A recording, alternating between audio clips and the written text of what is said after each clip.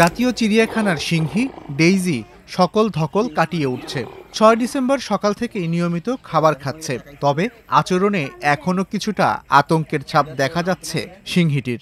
এর আগে ৫ ডিসেম্বর সন্ধ্যায় খাঁচা থেকে বেরিয়ে যাওয়ায় ডেইজিকে ট্রাঙ্কুলাইজার গান দিয়ে ইঞ্জেকশন পুশ করে অচেতন অবস্থায় উদ্ধার করে চিড়িয়াখানা কর্তৃপক্ষ। তার অবস্থা এখন প্রায় স্বাভাবিক রয়েছে বলে জানিয়েছে কর্তৃপক্ষ। নিরাপত্তার কথা মাথায় রেখে ডেইজিকে খাঁচা থেকে বের করা হয়নি। আমরা এই মুহূর্তে আমরা তাকে বের হতে দেবো না, যেহেতু হচ্ছে ইনকোঅর্ডিনেশন মুভমেন্ট জানেন যে যেহেতু একটা জেনারেল অ্যানেস্থেসিয়ার মতো, সুতরাং সে তো একটু ইনকোঅর্ডিনেশন মুভমেন্ট থাকে। সুতরাং তাকে আমরা তার নির্দিষ্ট কক্ষেই আমরা দুই দিন রেখে আমরা অবজার্ভ করবো এবং ওখানেই তার খাওয়া দাওয়া।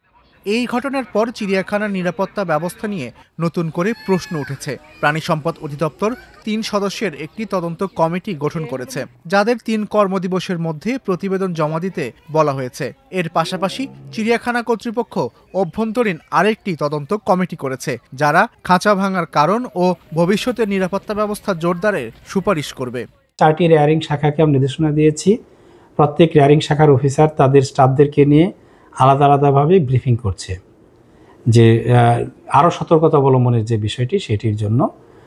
আর আমরা প্ল্যান করছি ভবিষ্যতে এই র্যাপিড রেসপন্সের বিষয়টিকে মাথায় রেখে আমরা একটি প্রশিক্ষণ করানোর জন্য।